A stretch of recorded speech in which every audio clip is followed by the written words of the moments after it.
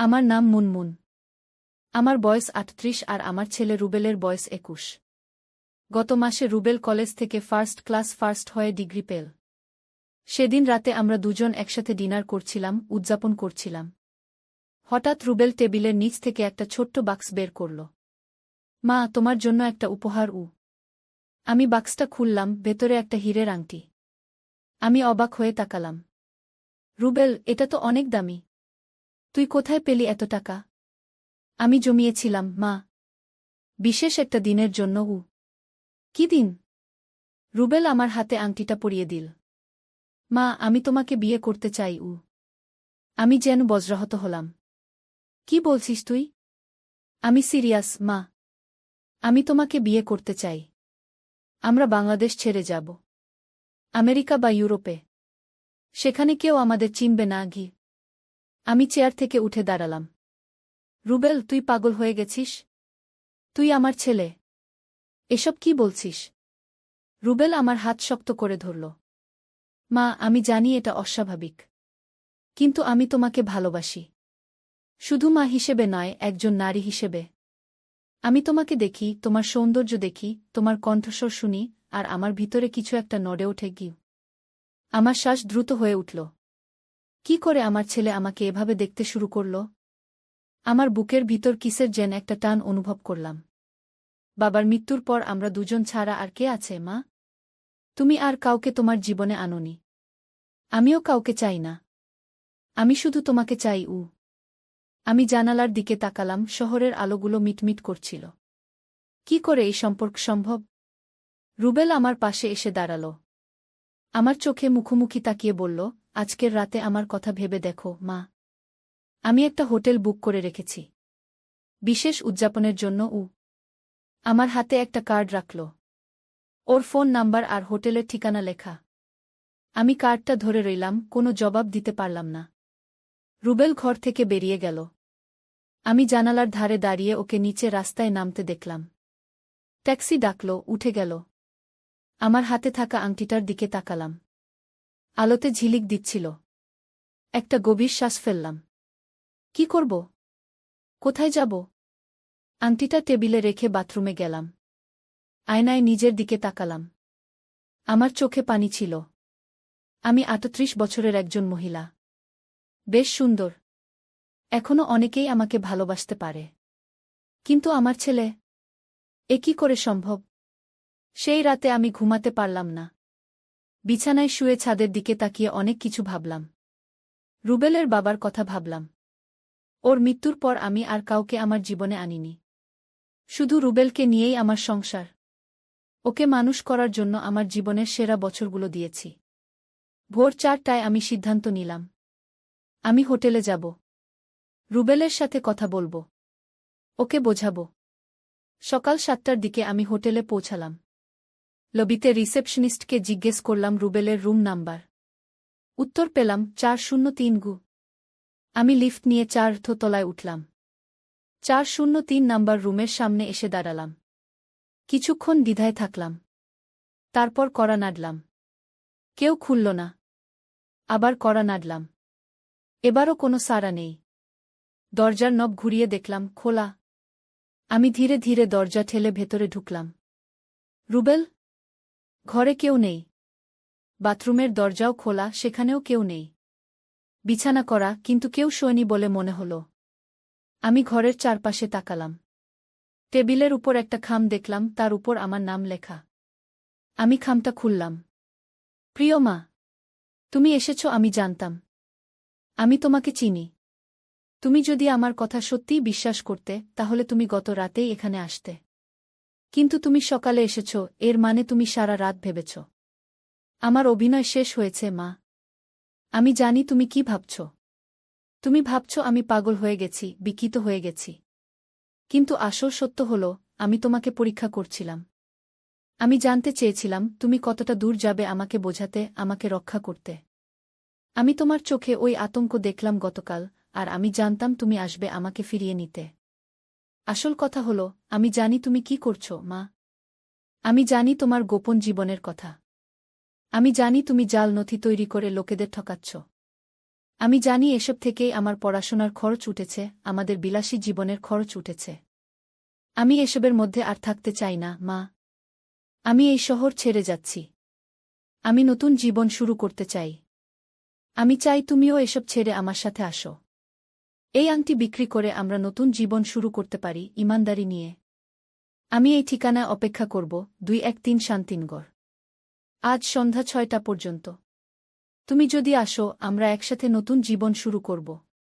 না এলে আমি বুঝব তুমি তোমার পথ বেছে নিয়েছ। আমিও আমার পথে চলে যাব। তোমার ছেলে, রুবেল। চিঠিটা পড়ে আমি স্তব্ধ হয়ে গেলাম। কতক্ষণ দাঁড়িয়েছিলাম জানি না। আমার হাতে আংটিটা ছিল। আমি জানালার কাছে গিয়ে দাঁড়ালাম। বাইরের শহর জেগে উঠেছে। আমার অতীত, আমার গোপন জীবন, সব কিছু রুবেল জেনে গেছে। আমি কিভাবে ওর মুখোমুখি হব? 1 ঘণ্টা পর আমি হোটেল থেকে বেরিয়ে এলাম। আমার মাথায় একটাই চিন্তা, রুবেলকে খুঁজে বের করতে হবে। ওকে বোঝাতে হবে আমি কেন এসব করেছি। ট্যাক্সি নিয়ে আমি সোজা বাড়ি ফিরলাম। সবকিছু ঠিকঠাক আছে, কিন্তু রুবেলের ঘর ফাঁকা। ওর জামাকাপড়, কিছু বইখাতা, ল্যাপটপ সব নিয়ে গেছে। ওর ড্রয়ারের ভেতর আমি দেখলাম একটা ডায়েরি। আমি কখনো ওর ডায়েরি পড়িনি। আজ সেটা খুললাম। পাতা উল্টাতে উল্টাতে আমি দেখলাম রুবেল আমার গোপন জীবন সম্পর্কে অনেক কিছুই জানে। কিভাবে আমি ইমিগ্রেশন পেপার জাল করি, বিদেশে যাওয়ার জন্য লোকেদের কাছ থেকে মোটা অঙ্কের টাকা নিই, তারপর তাদের ফাঁকি দিই। আমার পার্টনার রাকিব সম্পর্কেও সে জানে। নোট করেছে তারিখ, সময়, কোথায় আমরা মিট করেছি। আমি বুঝতে পারলাম রুবেল কেন আমাকে এই ভঙ্গিতে কথা বলেছিল। ও আমাকে শক দিতে চেয়েছিল, আমার রিয়াকশন দেখতে চেয়েছিল। ও চেয়েছিল আমি ওর কথা বিশ্বাস করি না, ভয় পাই। ও চেয়েছিল আমি ওকে খুঁজতে আসি। আমি ডায়েরির শেষ পাতাটা পড়লাম। আজ সম্ভবত আমার শেষ দিন এই শহরে। আমি মাকে একটা শেষ সুযোগ দিতে চাই। আমি তাকে যে চিঠি দিয়েছি তাতে সত্যিকার ঠিকানা দিইনি। আমি থাকব পুরানো বাড়িতে, যেখানে আমরা আগে থাকতাম, বাবা যেখানে মারা গিয়েছিলেন। ওখানকার ভাড়াটিয়ারা 2 দিন আগে ছেড়ে গেছে। ওই জায়গাটা আমার জন্য বিশেষ। বাবা যেখানে শেষবারের মতো আমার হাত ধরেছিলেন। মা যদি আসে আমি তাকে বোঝাব। না এলে আমি চলে যাব। সব শেষ। আমি ডায়েরিটা বন্ধ করলাম। পুরানো বাড়ি, আমাদের সেই ভাঙাচোরা বাড়ি, যেখানে রুবেলের বাবা হার্ট অ্যাটাকে মারা গিয়েছিলেন 10 বছর আগে। ওই বাড়ি ছেড়ে দেওয়ার পর আমি আর কখনো সেখানে যাইনি। খুব বেদনাদায়ক স্মৃতি। আমি সিদ্ধান্ত নিলাম, রুবেলকে খুঁজে বের করতে হবে। ওর সাথে কথা বলতে হবে। ওকে বোঝাতে হবে আমি কেন এই পথে এসেছি, কেন এই অন্ধকার জীবন বেছে নিয়েছি। আমার ফোন বাজল। রাকিব। হ্যালো মুনমুন, কোথায় তুমি? আজ আমাদের হাসনাত সাহেবের সাথে মিটিং। 50 লাখ টাকার ডিল। তুমি কি ভুলে গেছ? আমি একটু চুপ করে থাকলাম। রাকিব, আমি আজ আসতে পারব না। আমার ব্যক্তিগত সমস্যা আছে। কি সমস্যা? তুমি জানো এই ডিল কত গুরুত্বপূর্ণ। আমি জানি, কিন্তু আমি আজ পারব না। তুমি হাসনাত সাহেবকে বলো আমরা কাল মিট করব। তুমি পাগল হয়ে গেছ? এই ডিল আমরা 1 বছর ধরে সেট আপ করছি। আমি ফোন কেটে দিলাম। এখন আমি জানি আমার জীবনের সবচেয়ে বড় ডিল কোনটা। ঘড়ির দিকে তাকালাম, বেলা 1-1টা। এখনো সময় আছে। আমি ট্যাক্সি নিয়ে পুরনো বাড়ির দিকে রওনা দিলাম। বাড়িটা পুরানো কিন্তু ভালো অবস্থায় আছে। নতুন রং করা। আমরা যখন থাকতাম তখন অনেক খারাপ অবস্থা ছিল। ঢোকার সময় দেখলাম দরজা খোলা। আস্তে করে ভেতরে ঢুকলাম। রুবেল, তুই আছিস? বাড়ির ভেতরে সন্দেহজনক নিস্তব্ধতা। আমি সিঁড়ি দিয়ে দোতলায় উঠলাম। আমাদের পুরনো বেডরুমে ঢুকলাম। সেখানে দেখলাম রুবেল ঘুমিয়ে আছে। ওই একই বিছানায় যেখানে তার বাবা মারা গিয়েছিলেন। আমি ধীরে ধীরে ওর কাছে গেলাম। রুবেল? ও ঘুম থেকে উঠল, চোখ মুছল। ওর মুখে 1 সপ্তাহের দাড়ি। চোখের নিচে কালি। ও আমাকে দেখে উঠে বসল। মা, তুমি এসেছ? হ্যাঁ, এসেছি। তোর চিঠি পেয়েছি। তুমি আমার নকল ঠিকানা বিশ্বাস করনি। তুমি জানতে আমি এখানে থাকব। আমি তোর ডায়েরি পড়েছি। তুই আমার সম্পর্কে সব জানিস। রুবেল চুপ করে রইল। আমরা দুজনেই জানতাম, এখন তলিয়ে যাওয়ার সময়, এখন সত্যি কথা বলার সময়। আমি ওর পাশে বসলাম। রুবেল, আমার কথা শোনো। তোর বাবা যখন মারা গেল, আমাদের অবস্থা কি ছিল মনে আছে? আমাদের এক পয়সা ছিল না। আমি চাকরির জন্য দরজায় দরজায় ঘুরেছি। কিন্তু কেউ আমাকে চাকরি দেয়নি। আমি একা মহিলা, কোনো ডিগ্রি নেই, কোনো দক্ষতা নেই। সব জায়গায় আমাকে হেয় করা হয়েছে। আর তার চেয়েও খারাপ, কিছু লোক আমাকে যৌন প্রস্তাব দিয়েছে চাকরির বিনিময়ে। সেই সময় আমি কোণঠাসা হয়ে গিয়েছিলাম। রুবেল শান্ত হয়ে আমার কথা শুনছিল। আমি চালিয়ে গেলাম। তারপর আমি রাকিবের সাথে দেখা করলাম। ও আমাকে একটা সহজ উপায় দেখিয়েছিল। জাল দলিল বানানো, লোক ঠকানো। হ্যাঁ, প্রথমে আমি রাজি হইনি। কিন্তু যখন তোর স্কুলের টিউশন ফি দেওয়ার সময় এলো, আর আমার হাতে কিছুই ছিল না, তখন আমি রাজি হয়েছিলাম একটা ছোট্ট কাজ করতে। ভেবেছিলাম শুধু একবার। কিন্তু তারপর ওই টাকা থেকে আমি দেখলাম তোর স্কুলে নতুন বই নেওয়া যায়, একটা ভালো জুতা নেওয়া যায়, বাড়িতে ভালো খাবার আনা যায়। তারপর তুমি আর থামোনি গি? হ্যাঁ, থামিনি। আমি দেখলাম এই পথে আমি তোকে ভালো স্কুলে পড়াতে পারব, তোর জন্য ভালো ভবিষ্যৎ বানাতে পারব। আরও বড় স্কিম, আরও বেশি টাকা। ধীরে ধীরে আমি অভ্যস্ত হয়ে গেলাম। কিন্তু মা, এটা ভুল। তুমি লোকেদের ঠকাচ্ছ। হ্যাঁ, ভুল। আমি জানি। কিন্তু আমি কি করতাম? আমার কাছে আর কোনো উপায় ছিল না গি। মা, অনেক উপায় ছিল। তুমি সৎ পথে থাকতে পারতে।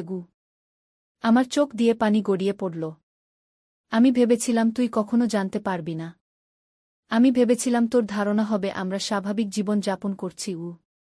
আমি অনেক দিন ধরেই সন্দেহ করছিলাম, মা। তুমি কোথায় যাও, কার সাথে দেখা করো, হঠাৎ করে আমাদের এত টাকা আসে কোথা থেকে? আমি তোমার পিছু নিয়েছিলাম কয়েকবার। মোবাইলে রেকর্ডিং করেছিলাম। আমি নিজেকে আর সামলাতে পারলাম না। রুবেলের কাঁধে মাথা রেখে কাঁদতে লাগলাম। রুবেল আমার পিঠে হাত রাখল। মা, আমি তোমাকে নিয়ে যেতে চাই এখান থেকে। নতুন জায়গায়, যেখানে আমরা নতুন করে শুরু করতে পারি। আমার ডিগ্রি আছে, আমি কাজ করতে পারব। আমরা সৎ পথে থাকব। কিন্তু কোথায় যাব আমরা? আমি এখানে আইনের নজরে আছি। আমি 3 মাস ধরে প্ল্যান করছি, মা। আমার কাছে 2টো টিকিট আছে নেপাল যাওয়ার। আগামীকাল সকালে। নেপালে আমার একজন বন্ধু আছে, রাহুল। ও আমাদের জন্য থাকার জায়গা ঠিক করে রেখেছে। আমি ওখানে একটা আইটি কোম্পানিতে চাকরিও পেয়েছি। আমি অবাক হয়ে তাকালাম। তুই এত কিছু করেছিস? হ্যাঁ মা। তোমাকে সঠিক পথে ফেরাতে হবে। তোমাকে সেই মুনমুন হতে হবে যে সৎ ছিল, যে আমাকে সৎ থাকা শিখিয়েছিল। কিন্তু রাকিব? ও আমাকে খুঁজবে। আমি রাকিবকে চিনি, মা। ও প্রেমের পাত্র নয়, ব্যবসার পার্টনার। টাকা দিলে ও ভুলে যাবে। টাকা? রুবেল বিছানার নিচ থেকে একটা ব্যাগ বের করল। খুলে দেখালো, বান্ডিল বান্ডিল টাকা। আমি অবাক হয়ে তাকিয়ে রইলাম। এগুলো কোথা থেকে পেলি? আমি হতভম্ব হয়ে জিজ্ঞাসা করলাম। মা, আমি গত 2 বছর ধরে রাকিবের অফিসের কম্পিউটার হ্যাক করেছিলাম। ওর সমস্ত ফাইল, তথ্য, ট্রানজ্যাকশন সব আমার কাছে আছে। আমি ওর থেকে ধীরে ধীরে টাকা সরিয়েছি, এমনভাবে যে ও বুঝতে পারেনি কে নিচ্ছে। আমি বিস্মিত হয়ে রুবেলের দিকে তাকালাম। আমার ছেলে এত চালাক, এত বুদ্ধিমান। আমি গর্ব অনুভব করলাম, কিন্তু পরক্ষণেই ভয়ও পেলাম। রুবেল, ওর কাছ থেকে টাকা নেওয়া মানে আমাদের অপরাধের পথে হাঁটা। জন্য এটা আমাদের প্রাপ্ত। কিন্তু এটা চুরি, রুবেল। এটা ন্যায়, রুবেল দৃঢ়ভাবে বলল। মা, আমরা এখন সিদ্ধান্ত নিতে হবে। তুমি কি আমার সাথে যাবে, নাকি রাকিবের সাথে থাকবে? আমি জানলা দিয়ে বাইরে তাকালাম। শহরের দূরের দৃশ্য দেখা যাচ্ছিল। আমি দীর্ঘশ্বাস ফেললাম। আমার জীবনের সবচেয়ে বড় সিদ্ধান্ত এটা। আমি তোর সাথে যাব, রুবেল। কিন্তু আমাদের উচিত হবে রাকিবের টাকা ফেরত দেওয়া। আমরা সৎ পথে নতুন জীবন শুরু করব। রুবেল আমার দিকে তাকাল। ওর চোখে বিস্ময় আর সম্মান ফুটে উঠল। তুমি এখনো সৎ আছো, মা। তাই আমি তোমাকে এত ভালোবাসি। হঠাৎ নিচে থেকে একটা গাড়ি আসার শব্দ পেলাম। আমরা জানালা দিয়ে দেখলাম রাকিবের গাড়ি। এত তাড়াতাড়ি? ও কিভাবে জানল আমরা এখানে? রুবেল, রাকিব। ও এসে গেছে। চিন্তা করো না, মা। আমি ওকে সামলাবো গো। রাকিব দরজায় জোরে জোরে ধাক্কা দিচ্ছিল। মুনমুন, আমি জানি তুমি ওখানে আছো। দরজা খোলো।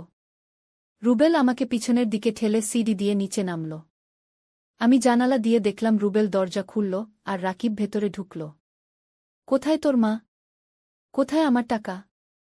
রাকিব ভাই, আপনি শান্ত হন গো। শান্ত? তোর মায়ের কারণে আমি 1 কোটি টাকার ডিল হারিয়েছি। হাসনাত সাহেব বলেছেন আমাদের সাথে আর কোনো ব্যবসা করবেন না। আমার রেপুটেশন মাটি হয়ে গেছে। আর তোর মা আমার 5-0 লাখ টাকা নিয়ে উধাও। আপনার টাকা? নাকি আপনি যে লোকেদের ঠকিয়েছেন তাদের টাকা? রাকিব একটু থমকে গেল। তুই কি বলতে চাস? আমি সিঁড়ি দিয়ে নিচে নামলাম। রাকিব, আমি এখানে। আমি কোথাও যাইনি গিয়ে। রাকিব ঘুরে আমার দিকে তাকালো। ওর মুখে রাগ আর বিদ্রূপ। তুমি পাগল হয়ে গেছ? তুমি জানো আজকের ডিল কত গুরুত্বপূর্ণ ছিল? আমি আর এসব করব না, রাকিব। লোকেদের ঠকানো, জাল দলিল বানানো আমি ছেড়ে দিচ্ছি গু। রাকিব হাসল। কি বললে? ছেড়ে দিচ্ছ? তুমি ভাবছ এত সহজে বেরিয়ে যাবে? তুমি জানো না আমি কত লোককে চিনি? কত ইনফ্লুয়েন্সিয়াল লোক আমার হাতের মুঠো। আমি চাইলে তোমাকে জেলে পাঠাতে পারি। রুবেল এক পা এগিয়ে এলো। আপনার হুমকি দেওয়া বন্ধ করুন, রাকিব ভাই। আপনি যদি আমার মাকে জেলে পাঠাতে চান, আপনিও যাবেন। আমি যাব? তুই কি বলছিস? রুবেল পকেট থেকে একটা পেন ড্রাইভ বের করল। এখানে আপনার সমস্ত তথ্য আছে। কাকে কাকে ঠকিয়েছেন, কত টাকা নিয়েছেন, কোন অফিসারদের ঘুষ দিয়েছেন, সব এখানে আছে। আমি আপনার কম্পিউটার হ্যাক করেছিলাম 2 বছর আগে। আমি সব জানি। রাকিবের মুখ সাদা হয়ে গেল। তুই আমার কম্পিউটার হ্যাক করেছিস? হ্যাঁ, করেছি। আর এই তথ্য আমি ইমেইল করে রেখেছি আমার বন্ধুর কাছে। আমাদের যদি কিছু হয়, ওর নির্দেশ আছে এগুলো পুলিশে দেওয়ার জন্য। রাকিবের হাতের মুঠি শক্ত হয়ে গেল। কি চাস তুই? আমরা আমাদের পথে যাব, রাকিব ভাই। আপনি আপনার পথে। আমাদের খুঁজবেন না, ফলো করবেন না। আর আমরাও আপনার সম্পর্কে কিছু বলবো না গি। রাকিব কিছুক্ষণ থমকে রইল। তারপর আমার দিকে তাকিয়ে বলল, মুনমুন, আমি ভেবেছিলাম তুমি আমার পার্টনার গু। আমি ছিলাম, রাকিব। কিন্তু এখন না। আমি আমার ছেলেকে হারাতে চাই না গি। রাকিব দীর্ঘশ্বাস ফেলল, ঘরে ঘুরে তাকাল। আচ্ছা, তোরা যা করতে চাস কর। আমি চললাম। কিন্তু এটা মনে রাখিস, আমাকে ধোঁকা দেওয়া লোকেরা ভালো থাকে না গি। ও ঘর থেকে বেরিয়ে গেল। আমরা তার গাড়ি স্টার্ট নেওয়ার শব্দ শুনলাম, তারপর গাড়ি চলে গেল। আমি আর রুবেল একে অপরের দিকে তাকালাম। মা, আমরা এখানে নিরাপদ নই। রাকিব ফিরে আসতে পারে। আমাদের এখনই যেতে হবে গু। আমি মাথা নাড়লাম। হ্যাঁ, চল। আমরা সিঁড়ি বেয়ে উপরে উঠলাম, রুবেলের ব্যাগ নিয়ে দ্রুত বাড়ি থেকে বেরিয়ে এলাম। রাস্তায় আমরা একটা ট্যাক্সি ধরলাম। কোথায় যাবেন? ড্রাইভার জিজ্ঞেস করল। রুবেল আর আমি একে অপরের দিকে তাকালাম। আমাদের চোখে একটা নতুন সম্ভাবনার আলো জ্বলছিল। বাস টার্মিনাল, রুবেল বলল। আমরা নেপাল যাব। ট্যাক্সি চলতে শুরু করল। আমি জানালা দিয়ে বাইরে তাকিয়ে রইলাম। শহরের রাস্তাগুলো পিছনে ছুটে যাচ্ছিল।